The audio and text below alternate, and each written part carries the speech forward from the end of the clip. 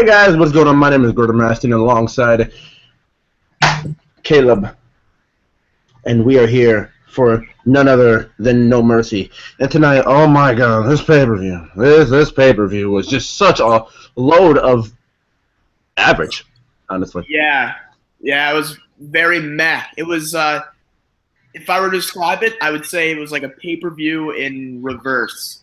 It was,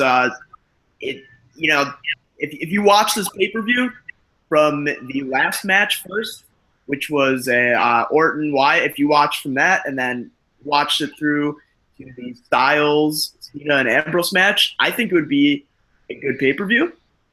I still think it's a good pay-per-view. I think it would be a great pay-per-view, though. And I think the match, the card placement was a little off, but yeah, really, really meh. Meh. I mean, honestly, I love Luke Harper to death, okay? And Luke Harper coming back was the end. We'll get into it. Full-on spoilers there, brother. Hold your horse. Well, I expect anybody who watches and or listens to this, which you can also do, by the way, on Google Play Music. If you just type in Gordon Maston, you will get the DIY Wrestling Podcast, by the way. DIY, baby! And we are working on iTunes. It's a work in progress. But in this moment in time, I'd like to say along with that, didn't really tweet on Twitter, didn't really watch the show live. Caleb did that, tried to have no spoilers happen, but then one match got spoiled from me. Otherwise than that, like I said, I'd like to ask for you guys to... It wasn't my fault. All right, Gene Sinsky. I'd like to ask you guys to like this video if you already haven't liked it, to subscribe if you're not subscribed, and, comment if you feel inclined. And smash that fucking like button.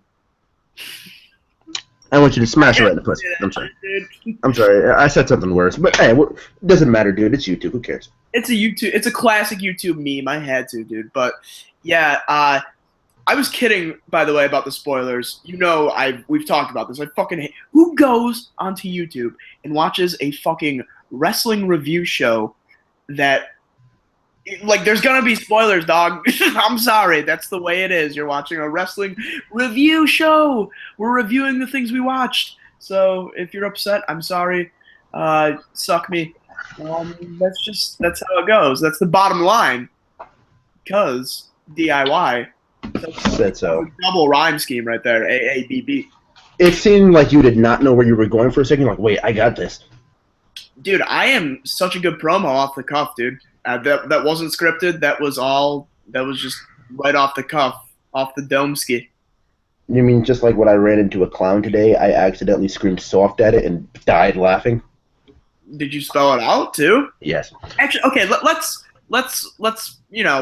preface this or explain this. He's not talking about the clown craze that's going on right now. He went to Fright World.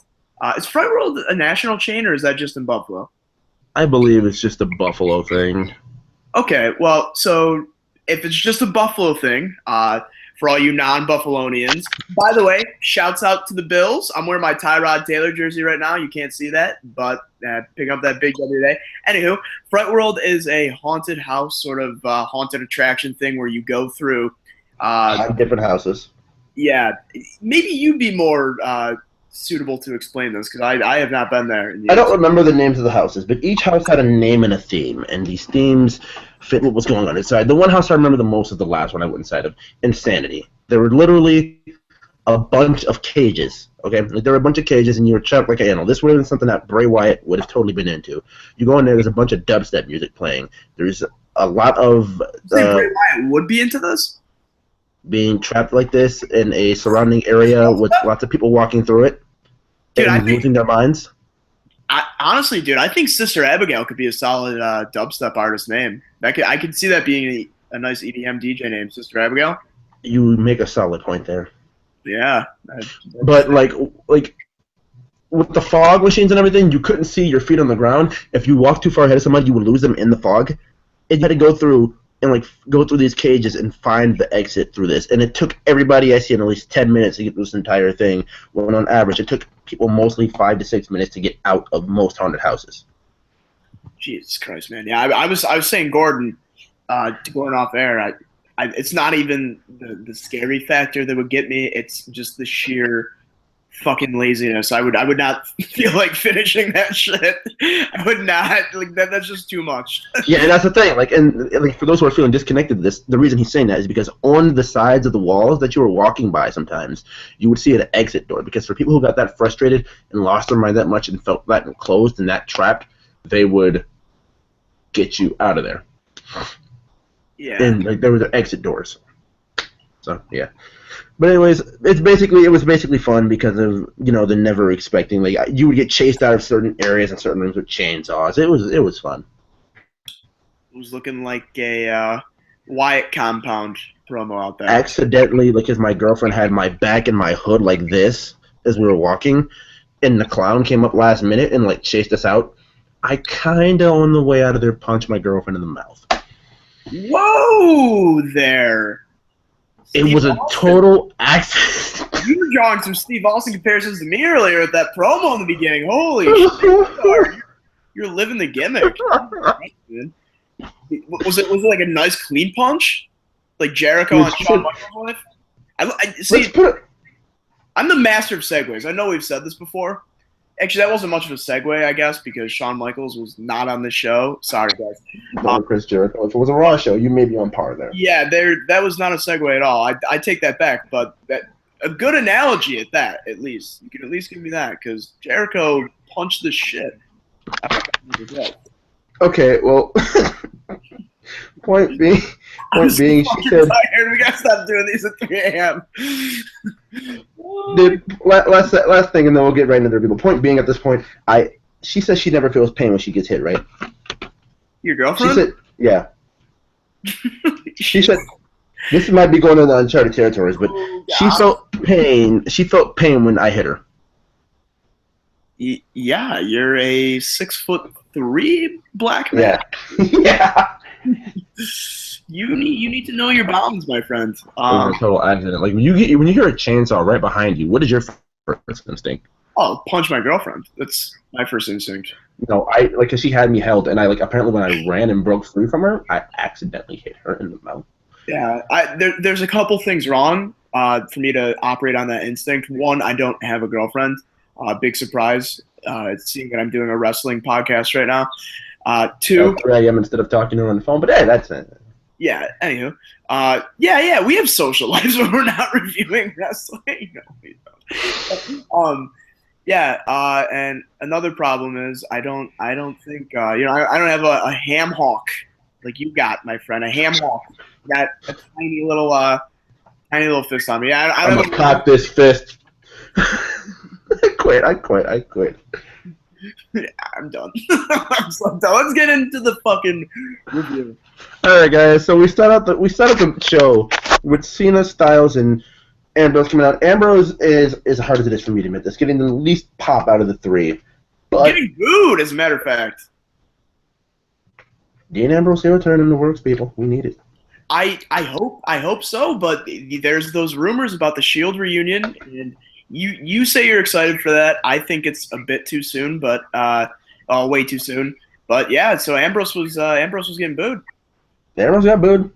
At some point, he got cheers in the middle of the match, but that was way deeper through. Cena and Styles came out. They got, it's basically said at this point that the John Cena sucks thing is basically turned into you suck for Kurt Angle. But after they come out, they sit in the ring for about 6 minutes and just watch a video package. Yeah, that felt like the weirdest thing ever. That dude, that's what I mean. Like literally, you could have watched this thing in reverse. The video package in the middle of the match. I mean, it was just bizarre. I would have liked to known what they did live while that video package was airing. Did all three of them just sit down and watch it in unison? Like what? I can just imagine Ambrose sitting in the corner. I can just imagine AJ being that guy who talks during the movie. Yeah, and being just smug dick, pointing out everything. Oh, that was sweet. That was dope. And then he's like, "I want that moment. Don't show that. Don't show that." Yeah.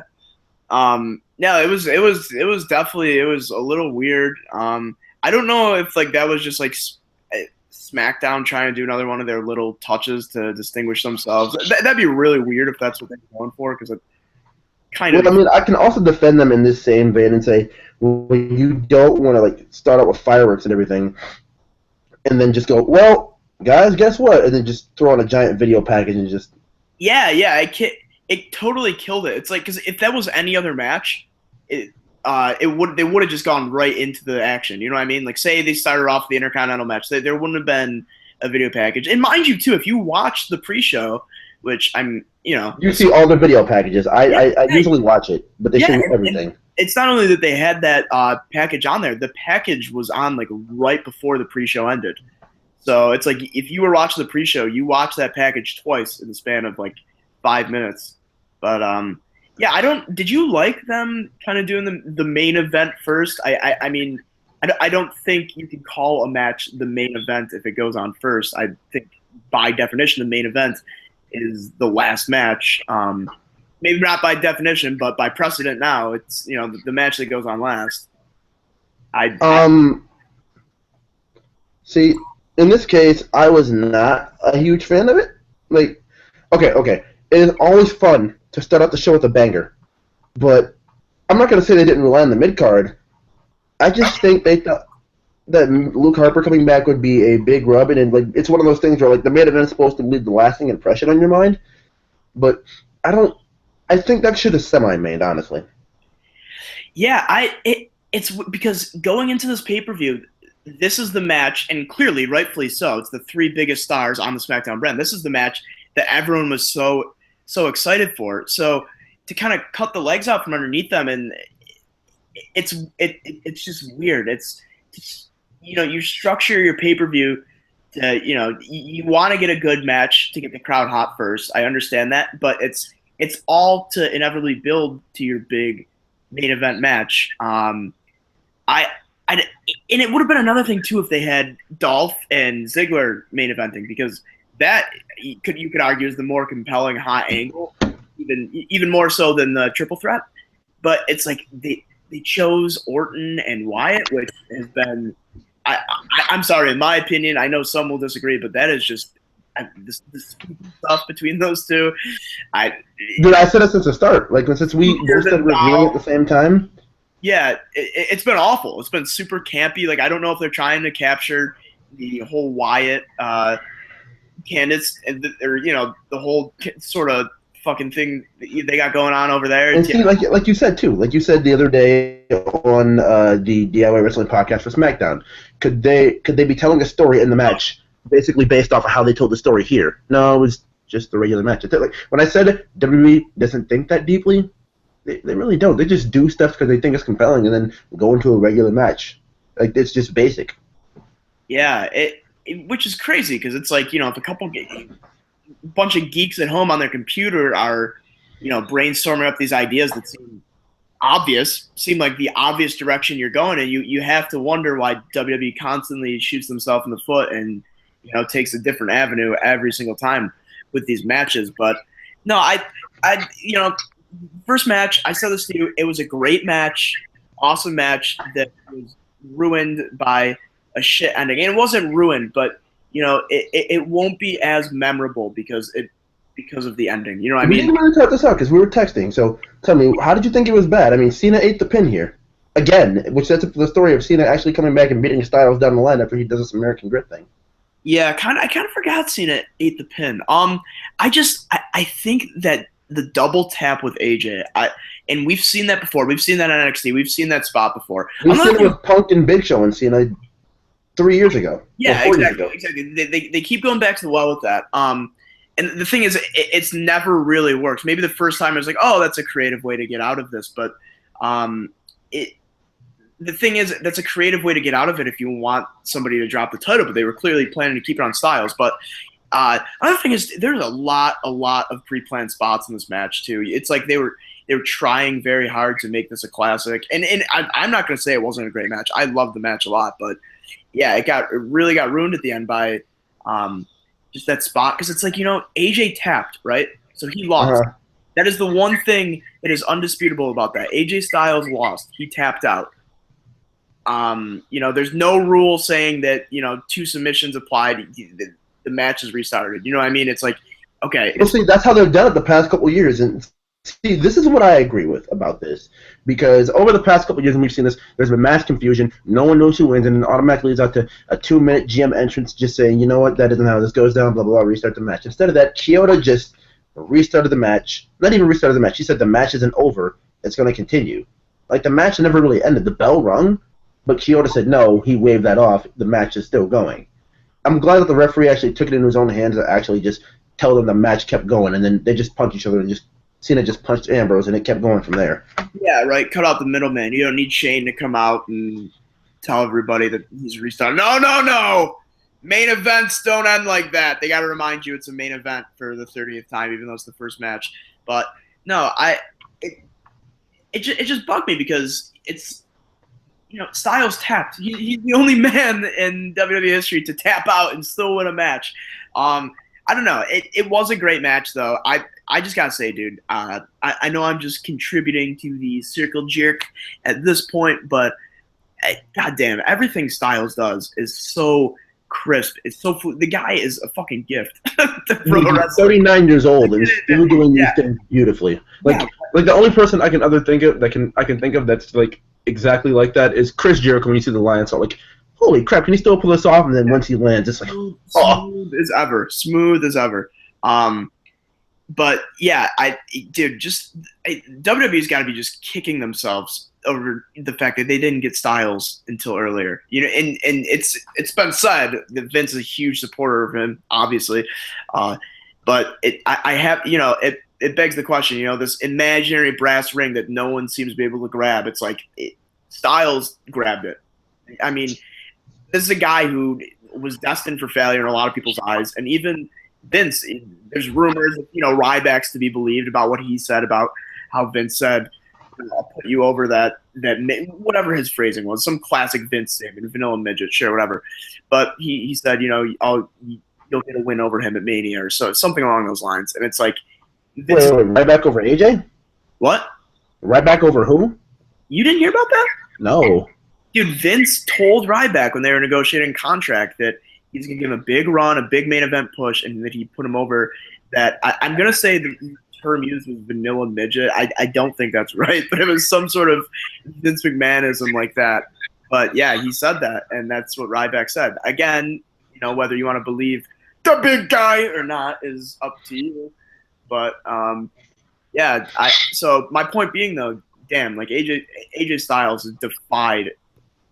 I want to say he's defied expectations, but people that know him well and know him outside of WWE knew he was going to be fucking amazing. But all right, well, let me tell you a story about AJ Styles here, because I started watching TNA in about 04. Yeah, it was about 04. Because in the year after that, AJ Styles and Christopher Daniels won the tag titles, and I popped huge for that because AMW. Anyways, I thought his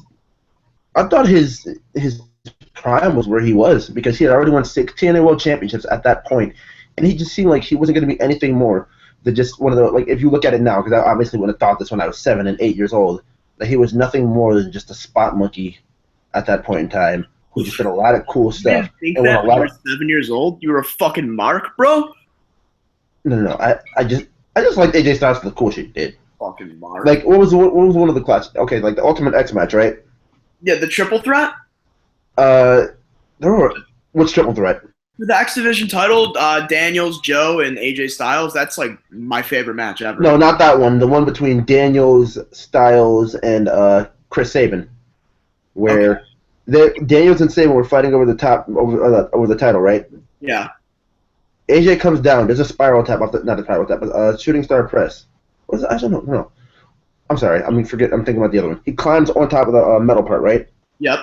Jumps on top of the middle part where the title's hanging, and like Daniels and Sabin get like a little, like they start like teetering like they're about to fall, and the title falls on the ground, and AJ dives on it like it's a football scramble.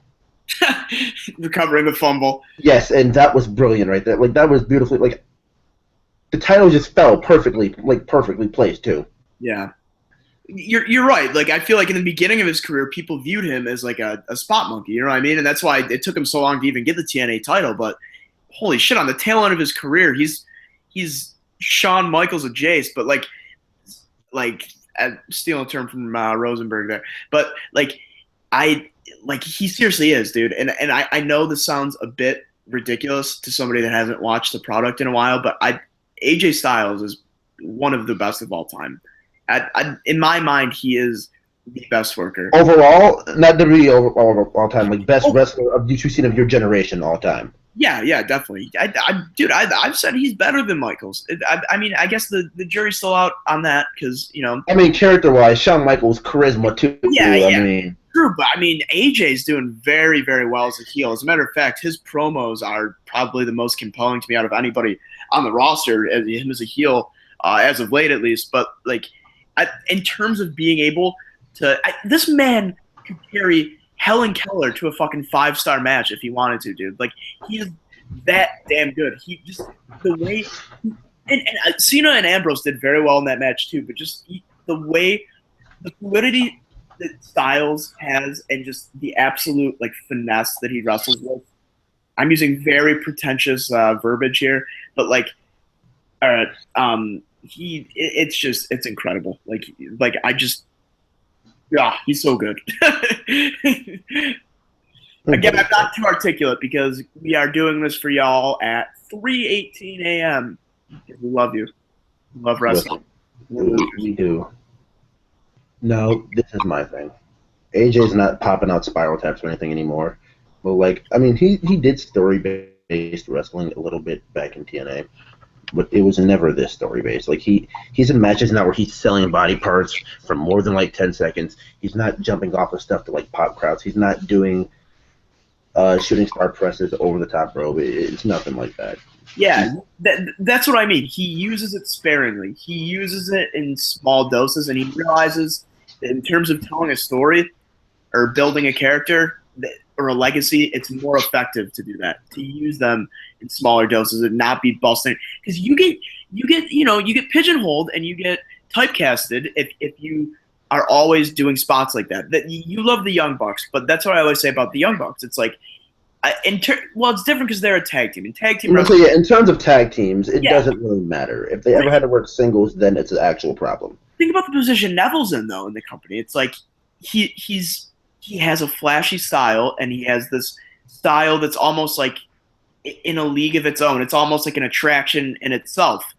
So they view him as sort of completely separate from being, credible enough from the title. He's sort of his own attraction in my mind.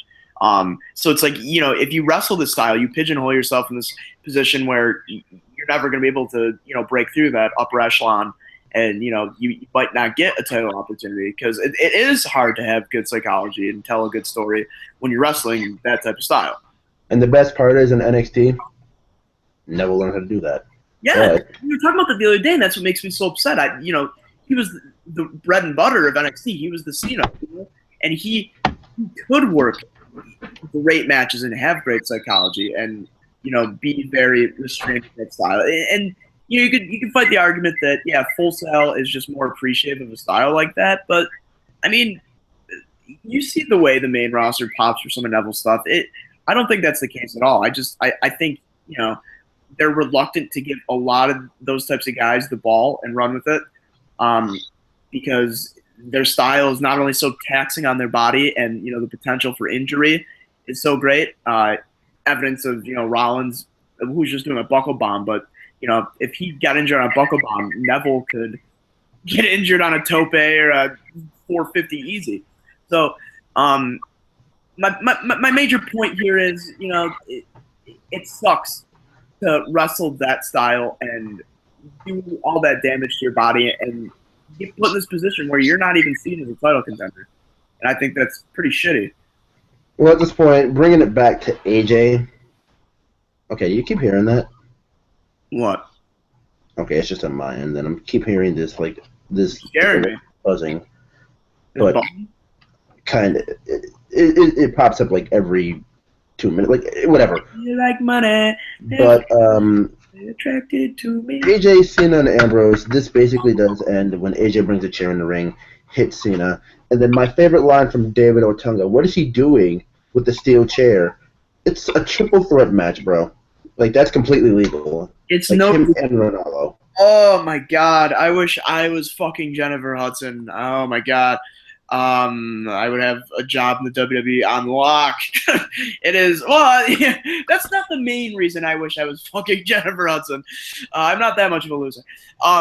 But no, dude, yeah, holy crap.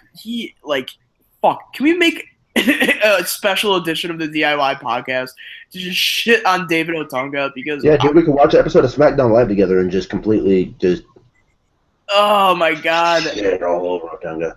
If it wasn't for Morrow, I would probably mute SmackDown. And I sound just like an annoying, fucking bitter internet fan right now. But my god, dude, could there be someone less intelligible and less smart to the product that is giving a fucking commentary job on SmackDown? I think the dust has settled with Lawler and his ex-wife. Dude, and that's the crazy part. Even like when we went back to the pre-show panel, Lawler even took a shot at Ronaldo and said, "Hey, Morrow, you're a bit of an idiot. Mike Napoli is a Miz fan." Yeah, he called him an idiot. Yeah, get heel Lawler out there. Oh my god, just get David Otunga. Him and Josh Matthews can go to. Don't even talk about Josh Matthews. Jesus. Yeah, that's for another time. We're getting off track here. So anyway, yeah, the main event, which was the first match. To sum it up, great match, shitty ending. They just wanted to get AJ out of there and forward the Cena-Ambrose story, I'm guessing. Rumors saying that Cena might take time off, and even rumors that Ambrose might take time off. Who knows if there's substance to that? Time will tell. I bet the Cena's doing season 2 of American Grid. That's I was going to say, that's pretty set in stone. Ambrose, that seems like just pure speculation. I don't know. It seems like, Orton has unfinished business with the Wyatt still, so I don't know.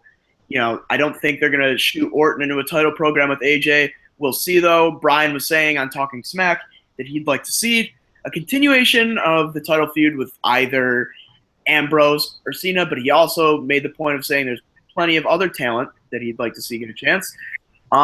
So we'll see where that goes. Also, WWE is advertising November 8th. They have a show, I think, in Newcastle, England. Don't quote me on that. I might be wrong. But that's where they penciled in the Becky and Alexa Bliss match instead of Survivor Series. They got a lot of time off between now and Survivor. That's a house show, right? No, that's the actual SmackDown Live.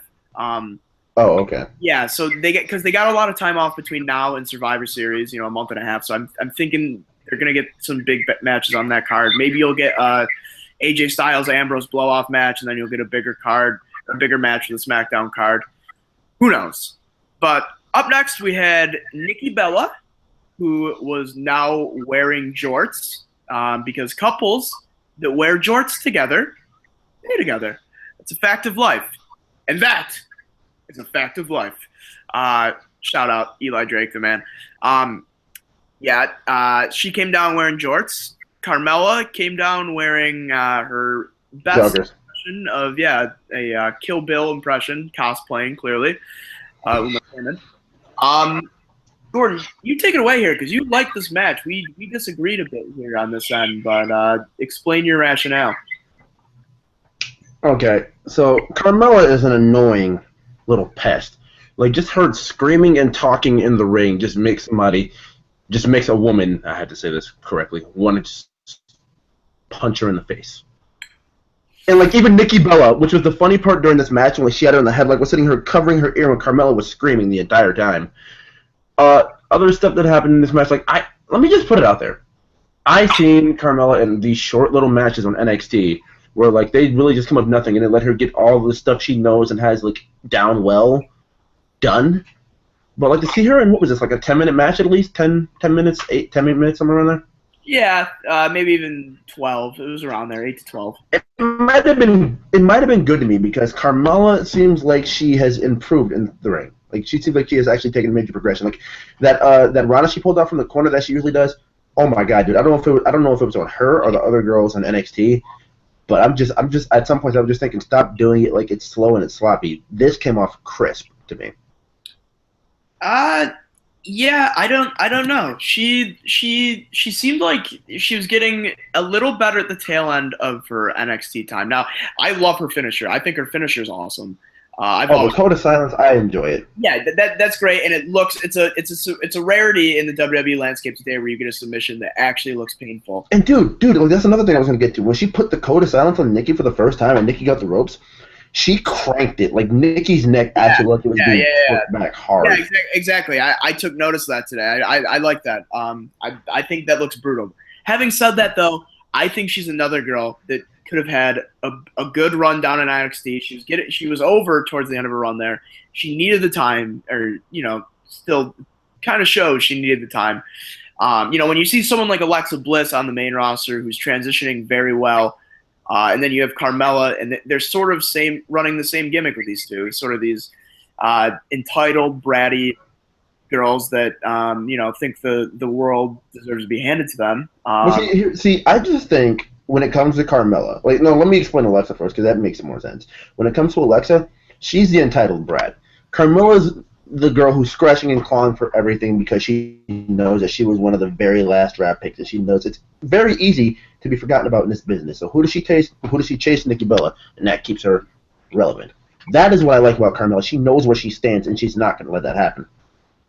We always give wrestlers this deep character development. I'm not giving her a deep character development. I'm just saying that's where it comes from. That's where she said it comes from. I know. I'm guilty of this too. I'm saying, but we say this as in like as if it's been addressed. Like if you were to read a short bio on Carmella, it would say, she didn't want to be forgotten in WWE's landscape, so she turned on Nikki Bella to make a statement. It's like we think that deep about it, but does WWE think that deeply about it? And you made the point of that earlier, because it's like, do they view Alexa and Carmella as interchangeable? Because that's what I worry about. Because it's like, in essence, to the naked eye, to a casual viewer, it's like these two are very similar. They just come off as bitchy and kind of entitled and self-righteous. But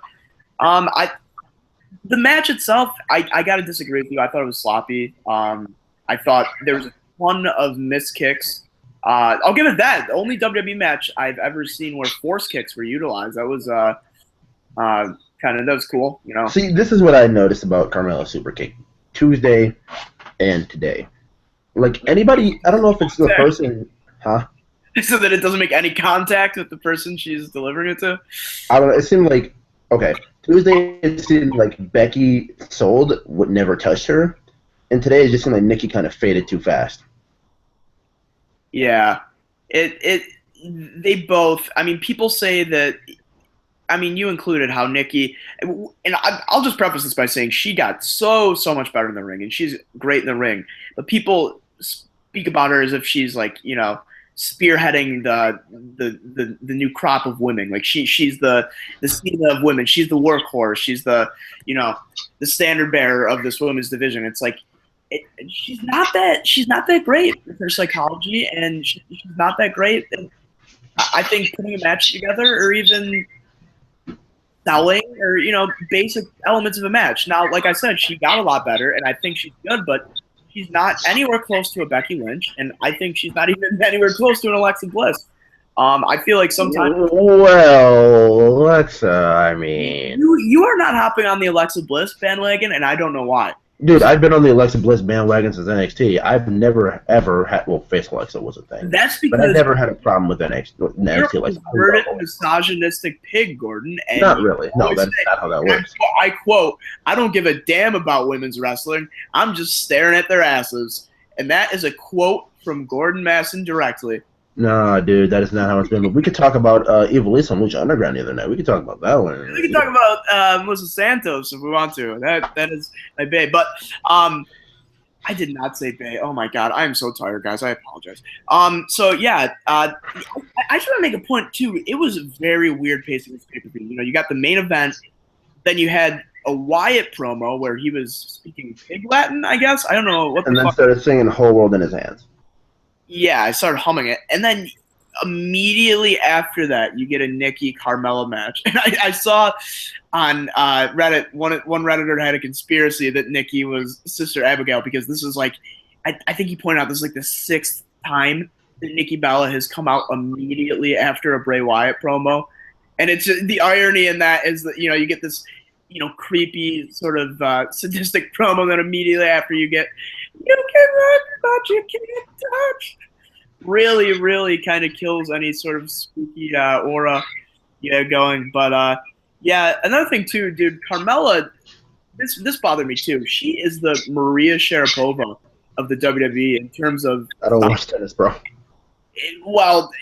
She sounded like she was fornicating, to put it diplomatically, I guess. She was. Oh my God, her grunts were very. Yeah, I've noticed that, and I'm trying to get in the match, and then when you hear a woman sitting there doing that, it's just like, I'm trying to enjoy the match, and you're sitting here doing these things, and it's just like. What did I tell you, people? Misogynistic pervert shining through brighter than ever right now. Unbelievable. Okay, now since the person who just said it, fornicating through grunts, taking it to that level of thinking that way. I put that lightly. I put that nicely. No, but and I try to be subtle about what I did. Okay. Anyway, moving on. We had the Rhino, or did we have the Rhino Slater match after this? I don't think we did. I think we had the Corbin Swagger match. That was after the Rhino Ziggler match. The Rhino Slater Uso match. That Corbin Ziggler or Corbin Swagger was after the tag team match? Yeah. Okay, yeah. So Usos come out wearing more Stomp the Yard attire. Heath Slater, dude, the ghetto Usos. I love the fact that Marvin Nallo puts it that way too. Like he says it like the proper way. He says the urban Usos, and they act like it in their what's the word I'm looking for here? With the way they they present themselves, they act as if they are, and I absolutely love nuances. Yeah. Yeah. Maybe I'm feeling more articulate than I thought. I don't know. No. Yeah. I don't know. I'd like if that became a moniker of theirs, like how it's not Kane anymore. It's Demon Kane when he's wearing his Party City costume. And it's Urban Usos when they're wearing their Dookie and they're wearing their joggers and they're just when they're wearing their when they shop off the mannequin at Against All Odds, they are known as the Urban Usos. But dude, in case you forget that Rhino and Slater are over as hell, you get reminded by the very loud pops they get every night. Jesus Christ, dude. I always forget just how beloved they are. It's because Rhino isn't really like beloved or hated, and like he hasn't reached Kane or Big Show levels because until he gets to the corner and starts setting up for that gore, he's not loved. But holy shit, do people pop for the gore, dude? Yeah, they do. And when it comes to Slater, I still think we're in an adjustment period where you have to remember this guy isn't a jobber anymore. Yeah. I think that's what catches us off. Like, okay, just expect him to lose now. Yeah, no, I even made a note of that. Heath is surprisingly a good worker. The top rope power slam he did, that was sweet. Yeah, and he's crisp too. You know what I mean? It's not sloppy. It's like I think that goes a long way for him too, because when he doesn't move, it looks good. So it kind of instills this sense of real. And that goes a long way too, because you know what I noticed? What? Wrestling fans pop for anything. When Heath Slater got in the ring, he did the most basic of things. He did a couple elbows, and then he did a hangman's neck breaker, and the crowd popped huge. Yeah, the hangman's neck breaker is kind of becoming his thing, though. Like he's almost getting his 5 moves of doom, and it's because to come off the hot tag like that, and it's weird because you would assume Rhino would be the hot tag, which I guess Rhino's been the hot tag lately. Yeah. I get they almost have 2 hot tags in one match because Slater gets in, busts out his 5 moves, and then he starts getting his ass kicked. Rhino cleans house, goes back to the corner, and then he takes Rhino in. But Slater looked good. I was impressed. Slater and Rhino retained. To your chagrin a little bit. I'll let you get into that, but I want to say I'm happy they retained because I think the Usos. It'd be more impactful to solidify them as heels and solidify this gimmick. And if they win the titles on a big stage like Survivor Series, which I think is what they're going for. And another thing too, Rhino and Slater are hot right now. Slater's a company guy. Everyone loves him backstage, from what I hear. Rhino's a great guy too, and he's running for office right now. So to have advertised that you're tag team, that he's a tag team champion for WWE while he's running for office, I think that helps a lot.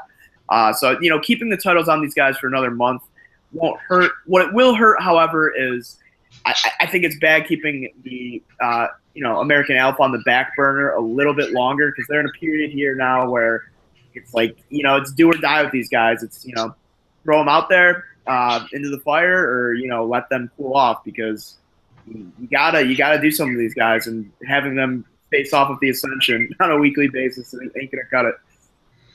It isn't, and this is where This is where I can say I don't have a problem with it, and this is where I can say I'm not gonna say they missed an opportunity, because it's just not it. The Usos will stay hot, like that. That's not gonna die. But this is where I can say I guess I'm happy with this, because you made Slater and Rhino the champions just to further a story that, hey, Slater got a contract on SmackDown, that can go back to being a jobber. Now, if they really wanted to run that angle with him where he wasn't drafted at all and then just broke out like that, and made him I'm not gonna say the Tom Brady of sorts, because he has a partner, but you made him something huge in terms of what he's doing now as a tag team champion. I mean, to have him just go back to being a jobber after this, and them lose the rematch and Rhino probably turn and Slater go back to doing nothing, would kind of have been pointless, and they could have just put titles on Alpha and had Alpha and Usos feud anyway. So I guess this is a good thing there. And secondly, when it comes to the Usos, like I said, they're not going to really die off. They can wait to put the titles on these guys, and they can let these guys keep on. They can let Rhino and Slater keep rolling there. Oh, yeah. And here's another thing. I feel like, especially if they were to build Breezango, we could have another SmackDown 6 in a sort. Yep. Because Rhino and Slater don't put on bad matches. Insert Usos in or out. Actually, Rhino and Slater at this moment, but this is what I imagine. Not Rhino and Slater. Usos, Alpha, Breezango. Or what you could do, which would just be my personal fanboy moment, you could bring up the Revival and have Usos, Revival, and Alpha, but you only have one face tag team. Yeah, I feel like there could be another SmackDown 6 build. This is what I'm saying here. Yeah, Breezango needs to be on TV, because and they were getting over too, and I know Breeze got married and he missed some TV, and they had that segment with Fandango, getting chokeslammed, which I liked. But I mean, those guys are money, and that's a gimmick right now too that will get over huge. They could be big, and then that's another thing too. That's a team where you could split them up, and you potentially got two breakout stars there. I think Fandango's credibility's been kind of ruined at this point, but I mean, Tyler Breeze. How many? Dude, Heath Slater's credibility's been ruined, and they can fix that. Fandango is no problem. Well, I don't think Heath Slater will ever. I couldn't even see Heath Slater winning a mid-card belt and people taking it seriously. I can see Heath Slater. I can see him getting 3 or 4 months of build and then eventually taking the title off of Miz. Yeah, for a feel-good moment, but for him to, and at that point too, I think that hurts the title then too to do that. But I know, but Miz would eventually win it back. That would be my point. Just to get that feel-good moment out of there. Yeah, exactly. To give it a feel-good moment and then have somebody go on a nice long reign to reestablish credibility. Yeah, I agree with that.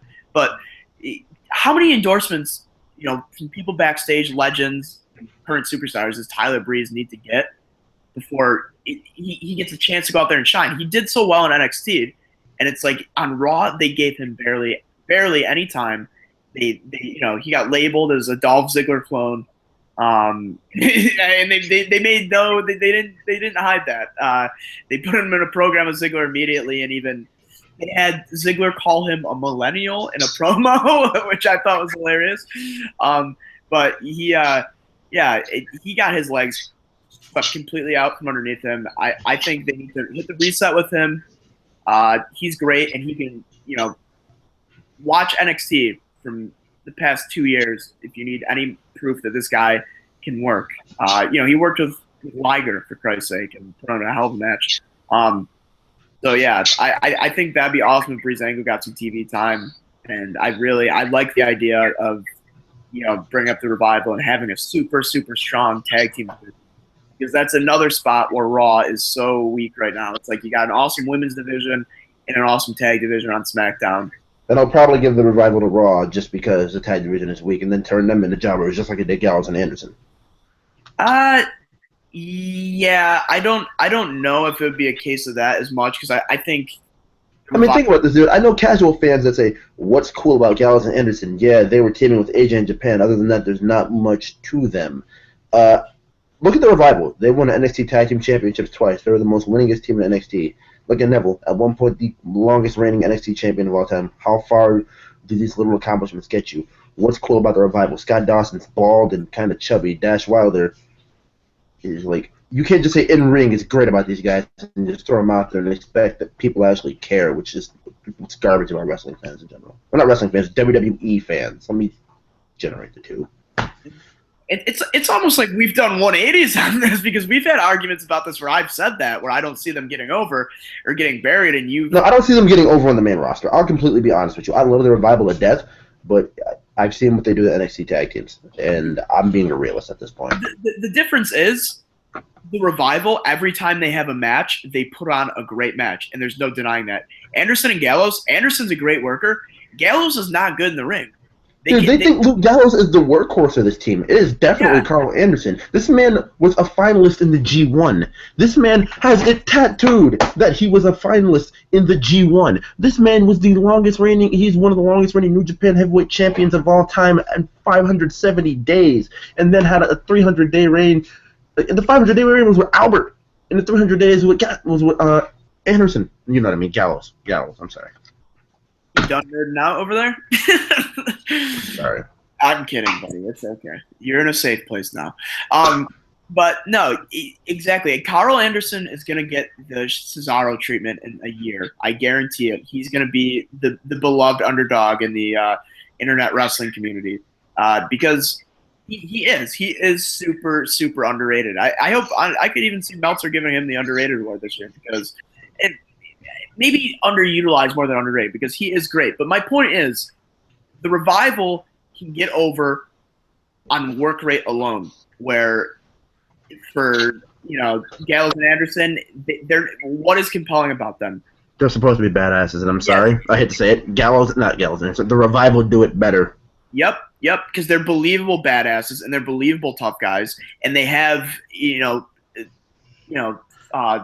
segments where they're beating the shit out of somebody in a parking lot. Like they do a lot to establish them. Dude, even that, and then beating up Ciampa and bringing him out to the ring just to kill this dude. Exactly. But Anderson and Gallows, it's like, okay, yeah, you're saying they're supposed to be bad guys, but WWE, they debuted them, or badasses. They debuted them, gave them sort of this badass edge, and then kept flip-flopping between that and a comedy gimmick. After they did the Jericho podcast, they did the Talking Shop, and they saw that Gallows could do a fucking Mean Gene impression, or not Mean Gene. Ric Flair. Oh no, Howard Finkel. AJ. That was Nature Hoot. That was whatever.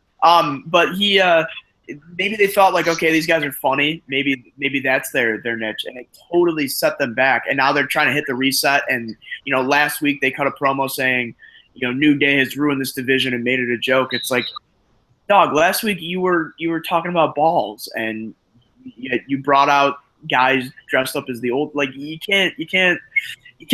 I'm sorry. There's got to at least be. The easiest way to say it is you can't script comedy in 1 week. Exactly, but not even you can't script comedy. You can't force comedy upon guys who are naturally funny. Yeah, well, yeah, and their gimmick, their separation of real life and character performance. And these guys, yeah, they're funny in real life, but when they wrestled, they were badasses, and it's like you took that away from them. So I think the Revival could get over on Raw, and I think actually them versus the Club could probably do a long way in establishing both of those teams. I'd like to see them work together. But, yeah. So after that, we had moving on, no segue. Sorry, guys. Abrupt segue. Swagger. And Corbin. moving on. Match after that, but now I'm gonna say we can just keep it succinct. End of days. After a thumb in the eye, when the ankle lock spot happened again, Corbin wins. Corbin is above this. I will say that now. He's above this, personally, from my perspective. But come on now. Like, Jack Swagger is, like, matches like this do not belong with SmackDown pay-per-views. Like, I feel like this kind of toned everything down and kind of calmed it down a bit. Yeah, the momentum really died here. I don't know why this wasn't a pre-show match. You could even put the eight-man tag on the main card, and I think that would have gone over more. You get American Alpha on the main card if you want them to be over, to be a thing.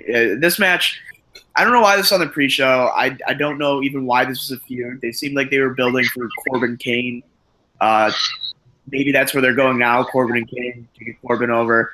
I like Corbin's persona. I think he has an awesome cocky swagger to him, and he's got really, he's got sort of this douchey, believable, gimmick going for him, and that's what always works. When it's, I don't know how many times this needs to be hit over the head, but when you crank a real life personality trait up to 10, it works well, and it's working well for Baron Corbin. But I just gotta say, he has an awful look, and I usually don't care about that. But, I mean, the guy's balding. I don't know what's going on with his stomach. These are nitpicky things, people. Oh, yes, I'm sorry. But I'm just saying, like, I feel they're nitpicky, but I feel like for somebody that doesn't watch wrestling and appreciate it for the little things or the deeper things, like me or you do. Luke Harper having a giant bald spot in the middle of his head, that goes perfect with the gimmick. Yeah, that goes really, really well with his gimmick. Like, that fits him, and I don't know, it just suits him. But I don't know, for Corbin, we'll see. Put a shirt on him. I don't know. I don't know. We'll see. That was nitpicky of me, but I don't know.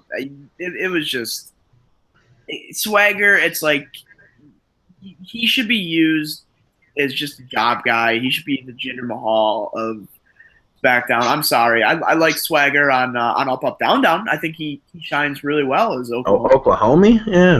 Maybe that should be his gimmick. But yeah, this match kind of killed it. But after this, they aired the package for Miz and Ziggler, which really disappointed me because I was hoping this would be the main event. And I thought that's clearly the direction they were going in. This was the hottest match.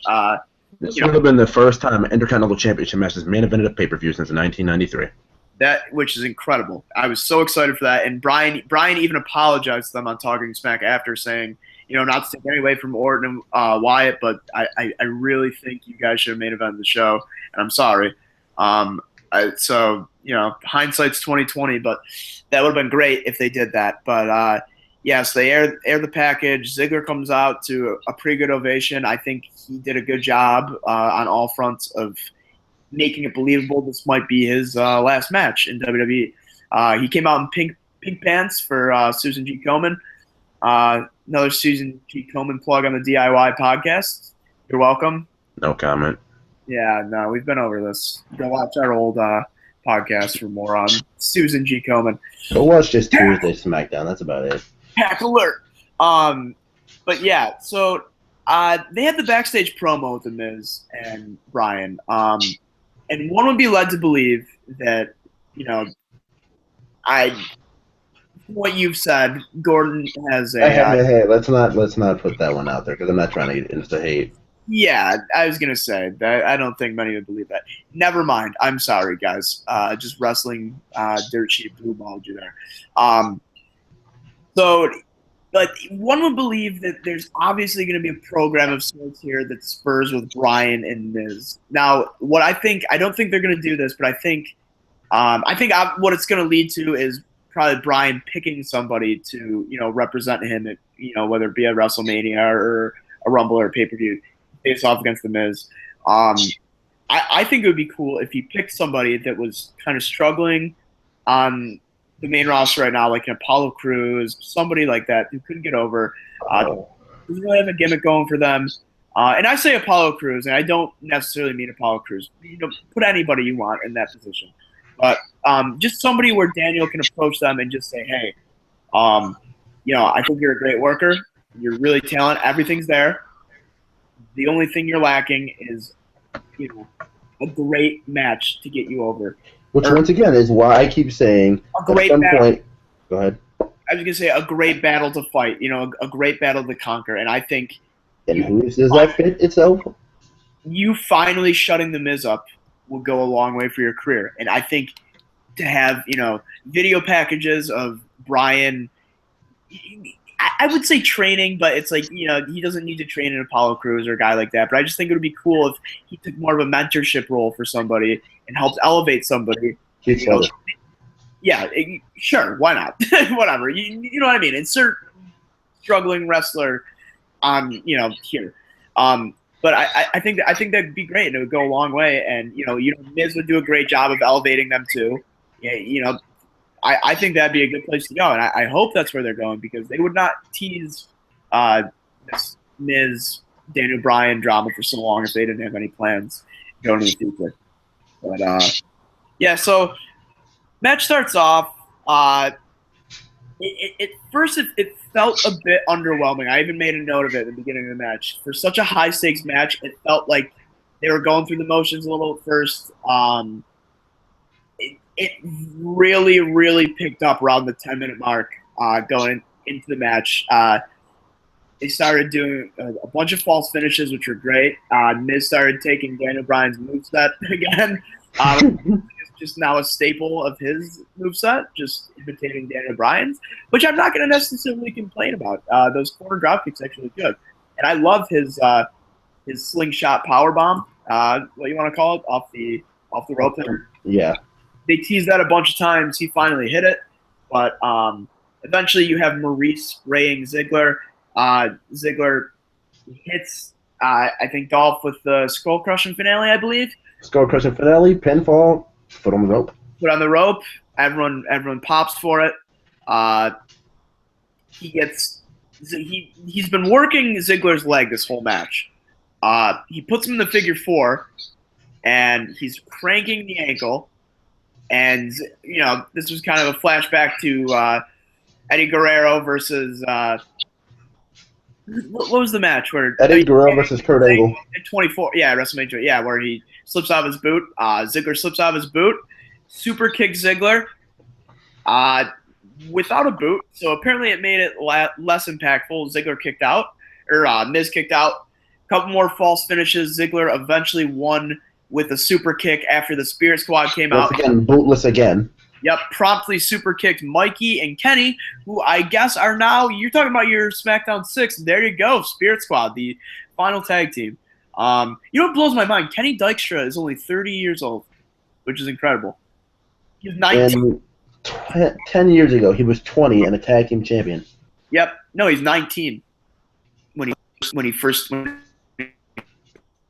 20. I don't know. Well, he was a tag team champion in 06, though. Yeah. So they got super kicked. Hit the Spirit Squad, Maurice, they got sent to the back. Ziggler turned around, ate a super kick, got pinned, or Miz turned around rather, ate a super kick, got pinned. Ziggler's your Intercontinental Champ, and they pan over to a shot of the Miz on the ropes as Ziggler's walking back, and the Miz looks absolutely devastated, and I'd be lying if I said I didn't feel for the guy. Just the shot of him just absolutely devastated, which I think was great, because he kept hyping up this never-ending Intercontinental tour, Championship tour, yeah. Yep, and it's like he had these tricks up his sleeves. He had ways to ensure that he was going to keep this title for a very long time, and it's like it all fell apart. The backup to his backup plan failed in the form of the Spirit Squad, and I just think that is absolutely hilarious that in 2016 The Miz has recruited the Spirit Squad, the remaining members at least, to take out Dolph Ziggler. I love that that's officially canon now that Dolph Ziggler was in the Spirit Squad. But so yeah, all of the Miz's plans failed, and he is sitting there a broken man. And I think that was a great shot to end the match with. Brother Mazen and me. I'm sorry. You should be. Listen, sir. Broken Matt Hardy is the You better put some respect on his name. I will not argue with that with the second. Now, okay. Fucking stroke. Bret Hart counting out at 3. 2 points. 2 points. Dude, did you hear, also going off track here, sorry for anyone that didn't want this spoiled, but TNA is doing a show at the Hardy compound. They announced it. Yep. Matt Hardy announced that they're going to do a TNA taping at his house. Wait. So we're going to do a taping at Matt Hardy's house. Yes. And invite a bunch of fans to his entrance. Yep. Or to his house. Yeah, you know what I mean. Give them his address. Yep. This point is where Matt Hardy, the broken Matt Hardy character, either completely jumps the shark, or TNA goes to that next step and becomes even more popular. We'll see. Only time will tell. Overexposure, bro. We'll see. That's what I mean. I don't know. It's either it could go one. Dude, I believe this is going to be overexposure. We'll see. You have something that's awesome as that. You can't. Oh, go ahead. Guess what? Decay versus or the deletion of Decay, that was supposed to be overexposure. The Great War, that was supposed to be overexposure. So many times here, people have said like, okay, this is going to be what ruins it. This is too much, and every single time, Matt Hardy just gets more over. It just gets more over. There's no. I really, I would have agreed with you. Dude, I don't doubt. Matt Hardy doing shows at his house. Like the matches that he's doing, Deleted Decay or the Final Deletion, anything like that would ruin it. Now, holding an entire taping from his house, that's a bit overboard. Look, TNA is not in the position right now where they can be shooing away anything involving the Hardys. This, in their eyes, is going to be very, very profitable, and it's going to do very, very good business for them. So they're not in a position where they should be shooting away, and they're not in a position where they want to shoot away, because I think they view this as a money grabber, and it is, for the time being at least. Maybe it'll ruin some periods of profit in the future, but for the time being, I think this is a good move for them to capitalize on the thing that has brought them, a lot of viewers in the past few months here. But also this much. When it comes to doing this, they've had a lot of things that have been very, very profitable, and they've screwed them up. Dude, this is something that you look at and say, we need to just keep Matt Hardy stuff, like exclusive to Matt Hardy and the Hardy family. Yes, but TNA has almost become synonymous with the Hardys. It's like the Hardys are becoming TNA, and I think that's a bad thing. I agree with you there, but they view that as good business right now. And it's hard to argue with money, with their sales and their viewership numbers going up marginally. But last thing about TNA, because we gotta get back to the No Mercy card here, but Eli Drake, I know you disagree with me. This guy, he's getting comparisons to The Rock. He's getting comparisons to Stone Cold. And that sounds a bit hyperbolic, but go watch this guy. Type his name on YouTube. You'll see. This guy is great. He's an awesome promo. He's good enough in the ring. People say he's the best promo in the company or in wrestling right now. I'm inclined to believe that, and I agree with that 100%. He is great. I think he's going to do big things for TNA. He's in a program with EC3 right now, and those two are money together. I think that's going to – TNA is on the up and up right now, and I'm excited about that. But back to WWE, back to the safe haven. Yeah, dude, the Orton Wyatt spooky stuff, there's a segment where Orton is backstage looking in the mirror. And his face turns into a giant Snapchat filter. Yeah, I thought the LSD was kicking in at that point. I was wrong. It was a dud. Turns out it was a Listerine breath strip. Fuck, I got ripped off. But no, it was literally a Snapchat filter. You were right, Gordon. It was awful. It was like they're just doing it for the sake of doing it. Were they trying to give you a glimpse inside of Randy Orton's mind and show that he's like, he's fucked up too. This whole thing looks like a bad taste in my mouth, because this is what they used to do all the time with Kane. Yeah. No, I agree. This whole feud with Orton and Wyatt has been like a dick swinging contest of spookiness. It's like, hey, don't forget, Orton's spooky too. Remember, he used to go to those places in his head. He's the Viper. Like it's like they're trying to remind you constantly that Orton's not going to fall for Wyatt's mind games because guess what? He's a little psychotic too. And it's like, okay, we get it, but we live in a world where Randy Orton is a PG dad now. Like he's a dad. I'm sorry. Like he's not a fucking crazy psycho anymore. It's just stop this. Wrestling isn't like that anymore. We can't have segments like it's Lucha Underground where you're going inside of someone's mind and seeing from their perspective. It's like it's a live broadcast. You try and present yourself as sport most of the time, and then you do shit like that, and it's just I don't know. I could go off on a tangent for an hour, so I might as well not. But you have anything else to add to that? This feels like something Kane would do. Exactly, because it's hokey, and Kane. And it actually has been something Kane has done multiple times, actually. Yeah, and you know, for the time it happened, I mean, I know they even did that as recently as like 2010, but whatever. Sure, you could get away with it. But in today's WWE landscape, where you go for like this ultra realism sort of, aspect with your programming, it's that type of shit. Yeah, exactly.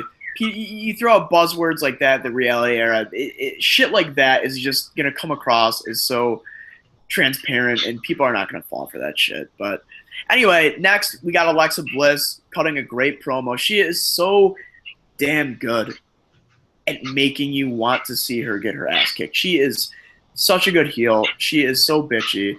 It's awesome. I love it. I keep using bitchy as an adjective, and I'm sorry. I'm not trying to come across as misogynistic like Gordon over here, the sick person. Hold on. Let's get real for 1 second. You know, and even Tom Phillips has said it on NXT. When she gets that face, and she's just like really mad, and she's giving you the daggers. Phillips even almost called that a wrestling bitch face. Yeah, exactly. They're playing up on the popularity of that term because she incorporates the resting bitch face very nicely, effortlessly. I guess that's the point of having a resting bitch face. But she basically says there's no one in this arena right now that could beat me. So cue the typical wrestling fan excitement. Wait. Let me spoil it. Asuka debuted tonight. Yeah. I fucking wish. Kane came out, chokeslammed Alexa Bliss, got the 3 count now. I wouldn't be surprised. Every fucking time we think we're going to get either an NXT call-up, a surprise return, or a cool debut of some sorts, nope, just Kane. But I guess Naomi is the female Kane. She came out, answered Bliss's challenge, not only answered the challenge, but fucking won. And this is what really pissed me off about this pay-per-view. And I might be biased because I think I am 110% in love with Alexa Bliss. But that's neither here nor there. No reason for Naomi to win here. This would have been great for Alexa Bliss to establish herself further and look even more stronger going into her match with Becky Lynch. What you got here was a blessing in disguise. You got more time to get the audience familiarized with Alexa Bliss and make her look dominant and make her look credible and make it look like she could believably beat Becky. But instead, again, classic WWE, 2 steps backwards. You have her lose to Naomi for, I guess, just to get a good pop for the night. I don't know what they were. Well, I don't know either, and it's stupid to me because that was the number contender for one. 2, Naomi's not doing anything with beating Natalya. 3, these are the moments where they just completely have Alexa talk spat go off, have Naomi come out and lose. Yeah, exactly. This did nothing. This forwarded no programs. This did nothing. It was just absolutely nonsensical. This pissed me off. By this point, I was really taken out of the pay-per-view. All the excitement I had from earlier in the night had dissipated completely. And it was, even after that awesome Intercontinental title match, it was just, after that, it was just like, okay, this is clearly just being booked as a B pay-per-view. They're making no secrets about that. But she, Alexa Bliss was great. And if you watch Talking Smack, she was sitting at that table with Renee Young, Shane, and Daniel Bryan, and she seemed the most comfortable out of all of them. And you could even tell Shane was even a little taken aback by how comfortable she was and how well she knows her gimmick so well. It's just awesome. I love Alexa Bliss. I don't know if I made that clear yet, guys. No, but yeah. So after that, we had the main event, which was the Spook Fest 2K16 between Randy Orton and Bray Wyatt.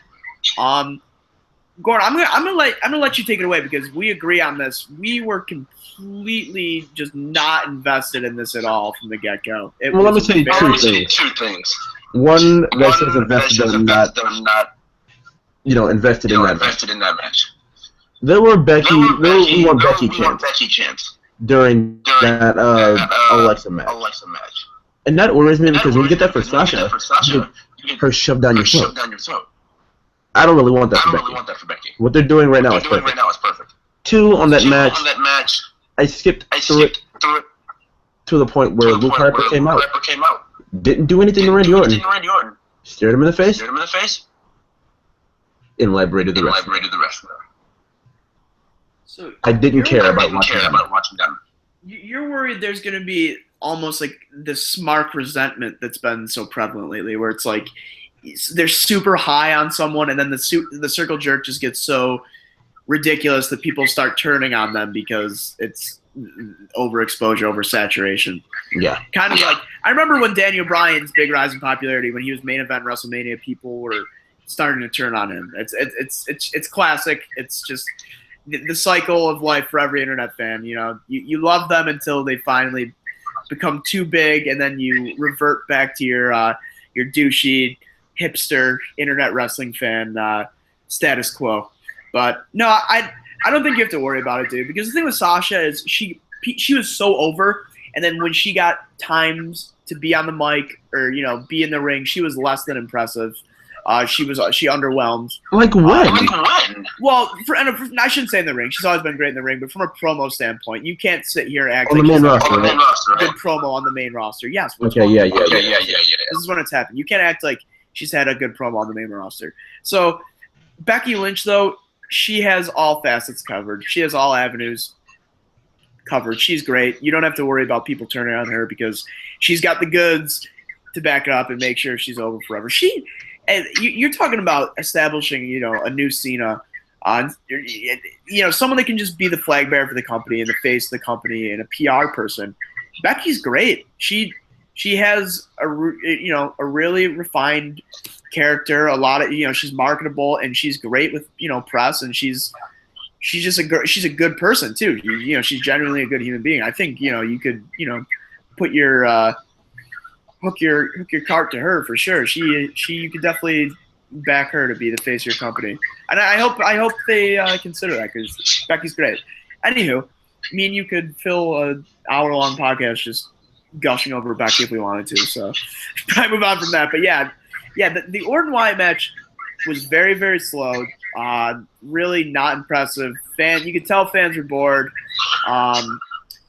Maybe it would have been a good match to open with, but basically, towards the end of the match, the lights go out when it seems like it's gloomy for Wyatt. I think Orton just hit the second rope DDT. Yep, because that's exactly what I skipped to perfectly. Yep, you hear that. It's dark. Anticipation was building. My boner was building. And then, boom, lights come on. Luke fucking Harper, ladies and gentlemen, in the middle of the ring, sporting a beautiful Banana Republic jacket. I believe it was Banana Republic. I don't know. Jury's still out on that one. Beautiful. On the real, though, that jacket was awesome. That somehow brought his character together completely, as if he was missing anything. But he's standing there. He just stares at Orton, does not touch him, literally just looks at him. Bray grabs Orton, hits him with the Sister Abigail. 1, 2, 3. We get a Wyatt win on a pay-per-view, and we get Luke Harper returning for the Blue Brand, which can only mean good things for him because we've seen how SmackDown is taking underutilized guys and giving them purpose and giving them a new chance at life. And Now, if Luke Harper versus Orton happens on SmackDown, I swear to you, there better not be a disqualification finish. Harper better win that. Dude, you just scared the shit out of me because I can totally fucking seeing them just having Harper be and Orton be like a throwaway match where Orton gets the win on a SmackDown leading up to a pay-per-view match with Wyatt. I can totally see that because think about that. For so long, him and Rowan were booked because they did that with Rowan on SmackDown. They fed Rowan to people on the way to this pay-per-view match with Wyatt and Orton. So it's like, do they view Harper the same way? I don't know. I think they obviously view him as a little bit more important than Rowan. So maybe he'll be protected, but I hope they don't just say view him as one of Wyatt's lackeys that, will eat a loss instead of Wyatt on a build to a pay-per-view. You just scared the shit out of me. I didn't even consider that, but let's enjoy these things. It's being caught up in the hype of the return. Yeah, exactly. Let's enjoy these things while we have them because as wrestling fans, we need to learn to do that. We need to be mindful, and we need to have our little moments of zen before we get stripped of them the next night. At least we get a nice 2-day buffer between pay-per-views and SmackDown, where instead of it was the next night where shit gets ruined for you, you at least have a 20 or a 48-hour buffer period to let things settle in. So it hurts all that much more when they finally fucking ruin it. But yeah, what'd you think about the return, man? Are you as pumped as I am? You see a world title in Harper's future? Love Luke Harper to death. Let me say that now. I love seeing him with Wyatt. But the problem is he's looked at as nothing but a weapon. If he does get a match with Orton and he does win, his build and his hype won't last long. He won't be looked at as someone who's actually incredible threat to him. As long as he stands in Bray Wyatt's shadow, he's nothing but a lackey. Just a better one than Eric Rowan and someone who has more longevity. Yeah, as much as I don't want to agree with you, I do agree with you because whereas he got a huge pop tonight, and I'm saying huge, that's not an exaggeration. He got a very, very big pop tonight. So people missed him, but I think that's going to wear off quickly. I think if his Intercontinental title run is any indication of if he can get over with the crowd, I don't think that's fair to base off of because he was just thrust into that immediately after randomly returning one night on Raw. I think they got to give him a chance because I was saying to you earlier, I think they could run an angle where Luke Harper either remains a heel and becomes too sadistic and messed up for even Wyatt to hang on to. And it becomes sort of this dynamic where Wyatt's like, okay, I created you, I got to destroy you now.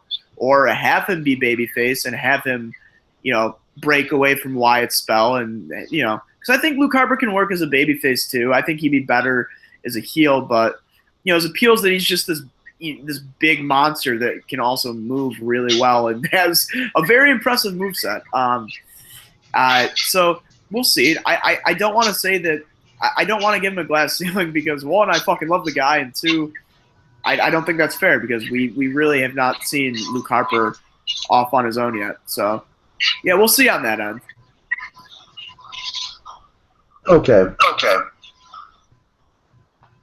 Let's how do we look at this? Let's look at the next month of build up to Survivor. I honestly don't see them going anywhere legitimately with Luke Harper. Like I can see them a championship on him again, but I can't even see that. I don't see the transitional. Oh, go ahead. Yeah, I thought about that too today. I was like, well, did they put the Intercontinental title on him? But then they just be running that exact same angle they did with him and Ziggler when they tried to hotshot him the last time. They just be doing a little copy paste. But And it literally be copy and pasted to you because the next SmackDown pay-per-view after that is TLC. And it'd be literally before Survivor Series like it was before. Yeah, I don't think they would have highlighted Luke Harper so much tonight if they didn't have some sort of plans to give him at least a little bit of a push.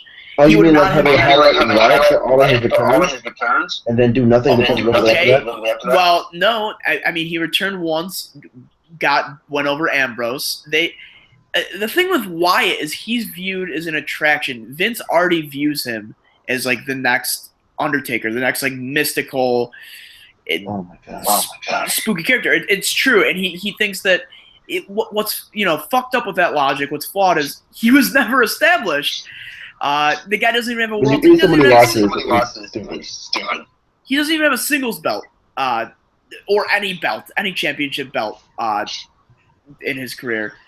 So Vince forgot a very key part in the formula of establishing your next star, and that is establishing your next star because Wyatt has never done anything.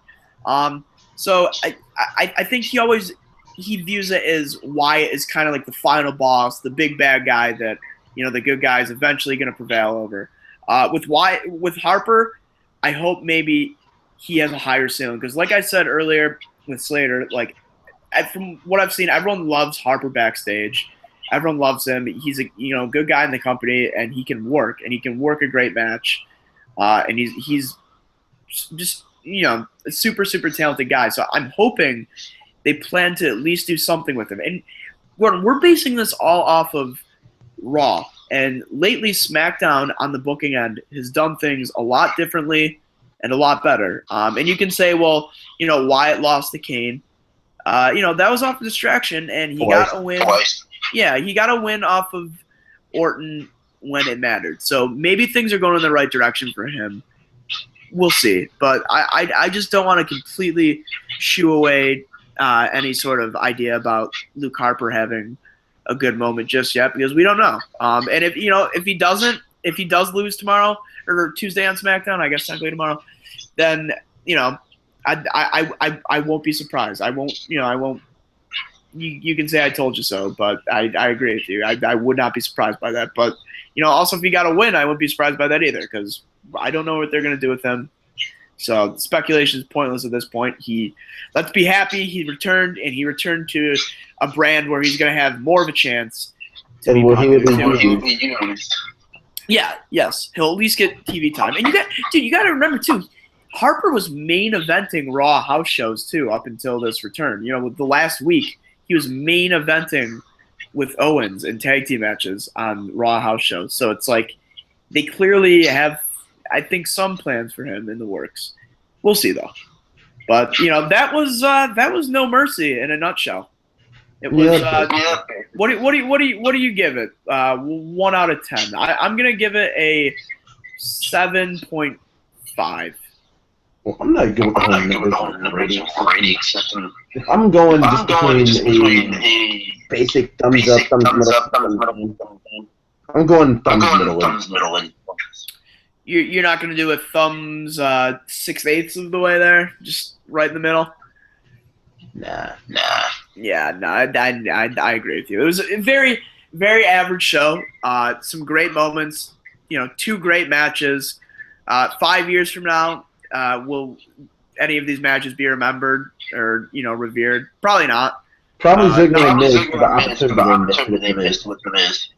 Yeah, that probably. The way I look at it after a pay-per-view is, will any of these matches be memorable in 5 years? And I don't think so. I don't think there was really any match on here that's going to be memorable, and that might change going forward. And if they do something with Wyatt or Harper, maybe that moment will be memorable. But as of right now, I don't see anything being very memorable from this show. Really average. Really didn't.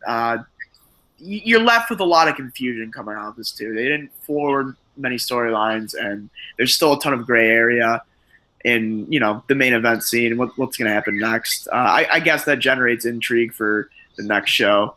Basically, who's Styles going to finish? I mean, you can't say there's a lot of intrigue. He's been feeding the million and basically just ran through him.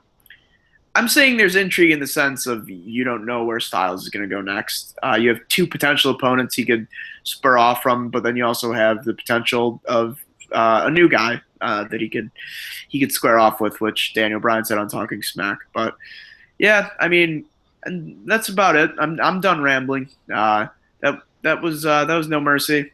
Average show. You want to go back, you haven't watched it yet, I think you could go watch it.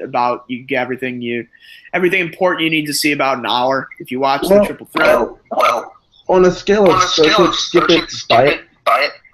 This is a search it.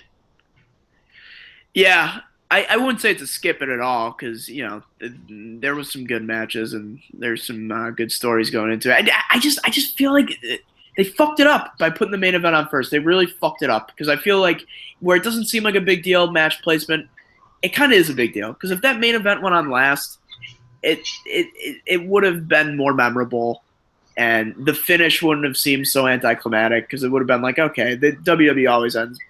It's basically one of those follow that things, and they nothing else will follow that.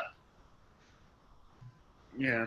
The reason they call the main event because nothing behind it would have had a chance of topping it. Yeah. I don't know. I think there would have been this kind of idea too that nothing would be able to top it if the Miz and Ziggler match wasn't also happening later on in the card. But after that, I think people checked out mentally because it's like, well, what? Orton versus Ziggler? Who gives a shit? All of Bray's feuds at this point feel the exact same. And I think it's just because it's like any character, like whether it be Ambrose or Orton or any character that has like some psychological elements to their gimmick, they tap into that too much. It's just annoying. But we'll see. I still support Bray. I still think there's a lot of potential in that character, and I think you can turn him into the star that you want him to be.